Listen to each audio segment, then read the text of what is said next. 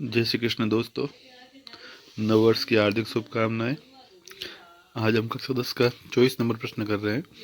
x की घात 2 minus 2x minus 8 की शून्य ज्ञात कीजिए। x की घात 2 माइनस 2x माइनस 8। तो हम इससे पहले क्या करेंगे, दो के टुकड़े करने, जोड़ने पर 2 आए, गुणा करने पर 8 आए माइनस के, तो इसके हो जाएंगे x square minus 4x plus 2x minus 8। तो 4 में से 2 गए 2 और 4 दूनी 8। x लिया कॉमन तो x माइनस 4, इन दोनों में से आया 2 कॉमन तो अंदर बच गया x माइनस 4। ये x माइनस 4 बराबर है, तो अपन सही कर रहे हैं, x माइनस 4 और x प्लस 2। अब शून्य ज्ञात करने के लिए, शून्य के लिए इसे अपन 0 के बराबर लिखेंगे, तो x माइनस 4 बराबर 0 और x प्लस 2 बराबर 0। तो माइनस 4 इधर आए तो प्लस 4 और प्लस 2 इधर आए तो माइनस 2। तो आंसर आ गया x बराबर 4 और x बराबर माइनस 2।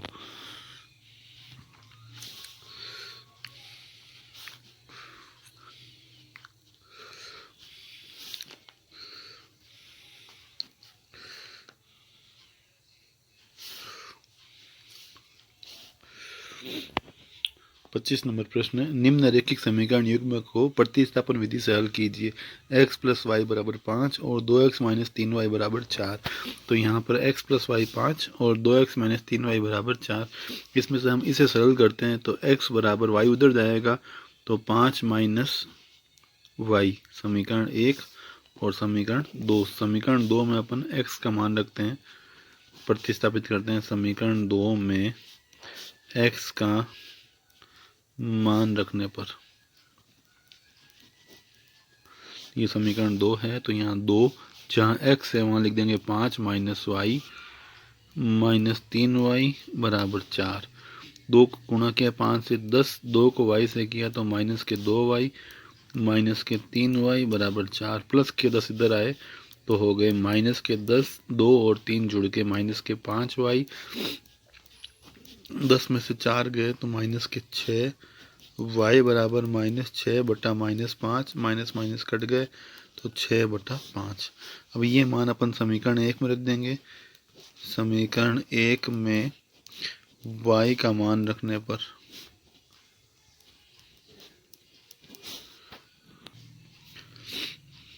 समीकरण 1 में y का मान रखा अपन ने, तो x प्लस वाई, x बराबर 5 माइनस वाई था, तो y की जगह 6 बटा 5, फिर लघुत्तम लिया 5, 1 का भाग 5 पे दिया 5 बार, 5 को गुणा किया 5 से 25, 5 का भाग 5 पे दिया 1 बार, 1 को 6 से गुणा किया 6, 25 में 6 गए 19 बटा 5, तो x बराबर 19 बटा 5 और y बराबर 6 बटा 5। प्रश्न नंबर 26, 2x प्लस 3y बराबर 11 और 2x माइनस 4y बराबर माइनस 24 को हल कीजिए और इसमें m का वह मान ज्ञात कीजिए जिसके लिए y बराबर mx प्लस 3 हो। तो ये अपने प्रश्न लिख दिया, 2x प्लस 3y बराबर 11, 2x माइनस 4y बराबर माइनस 24। इसको वापस एक बार नीचे लिख देते हैं, ये समीकरण 1 और समीकरण 2 नीचे लिख दिया।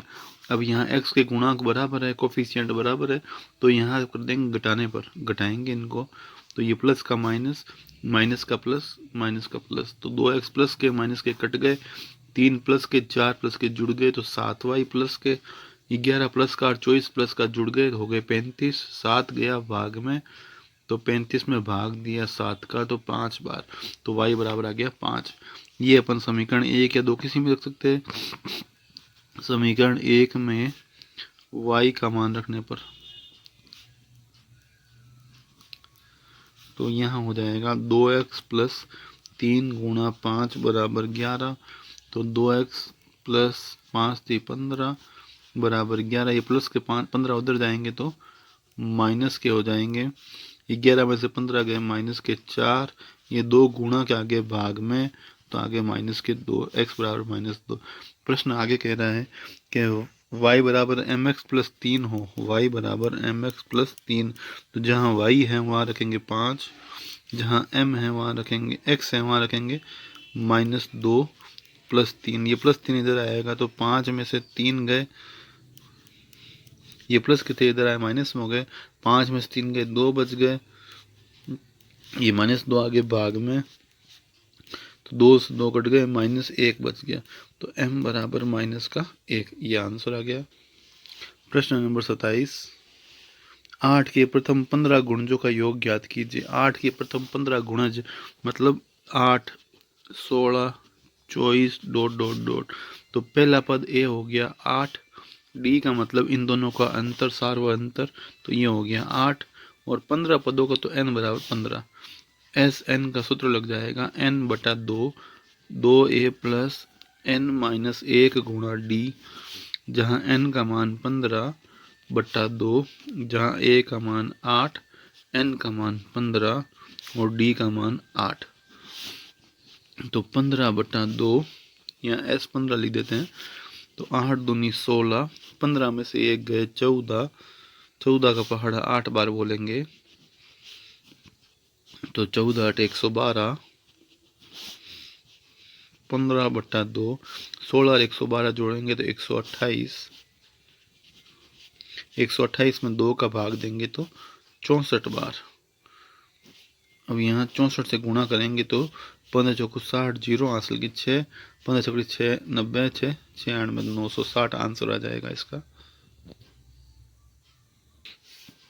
प्रश्न नंबर 28, भूमि के एक बिंदु से मीनार के पाद बिंदु से 30 मीटर की दूरी पर है। मीनार के शिखर का उन्नयन कोण 30 डिग्री है। मीनार की ऊंचाई ज्ञात कीजिए। भूमि के एक बिंदु से मीनार के पाद बिंदु से 30 मीटर की दूरी पर है, तो ये भूमि के मीनार के पाद बिंदु से 30 मीटर पर दूरी एक बिंदु सी है। इसके द्वारा मीनार के शिखर का उन्नयन कोण 30 डिग्री, अपन ऊंचाई ज्ञात करनी मतलब एच निकालना है। यहाँ पे लंब और आधार में संबंध है, तो इसमें हो जाएगा tan थीटा काम आएगा। त्रिभुज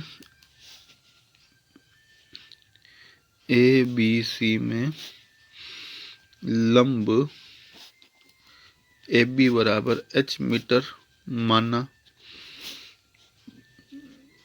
आधार BC बराबर 30 मीटर, और थीटा आपने को दिया था 30 मीटर। उन्नयन कोण, तो इसमें आधार लंब में संबंध है, tan थीटा लंब बटा आधार, थीटा की जगह पर आ जाएगा 30 डिग्री, लंब की जगह पर आ जाएगा यहाँ पर h, आधार जगह आ जाएगा 30। tan 30 का मान होता है 1/√3, इसको 30 से गुणा कर देंगे तो आ जाएगा √3h बराबर 30।